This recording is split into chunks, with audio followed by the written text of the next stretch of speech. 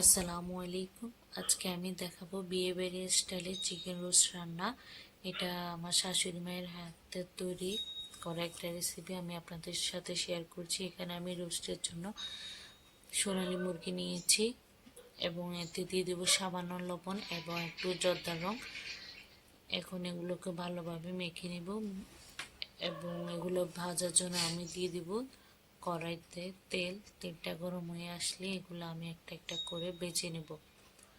ভাজা হয়ে গেলেও একই তেলের মধ্যে আমার শাশুড়ি মা মশলা দিবে, কি দিবে ওইটা আপনাদের সাথে শেয়ার করছি।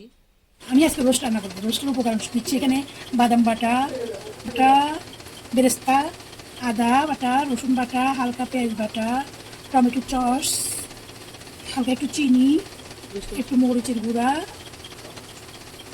আর হালকা একটু রোস্টের মশলা। আজকে আমার রোস্টটা এই উপকরণগুলো দিয়ে রান্না করতেছি।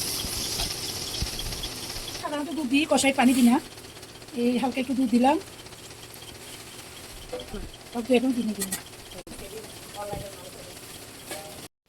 কি দিয়েছে আপনারা তো শুনতেই পারলেন। এরপর একটু টেস্টি সল্ট দিয়ে মশলাটাকে ভালোভাবে কষিয়ে নিয়ে এতে পিসগুলা দিয়ে দিবে। পিসগুলা দিয়ে মুরগির পিসগুলা দিয়ে এটাকে আরও ভালোভাবে কিছুক্ষণ কষিয়ে নিবে। কষানো হয়ে গেলে এতে দিয়ে দিবে আর একটু দুধ।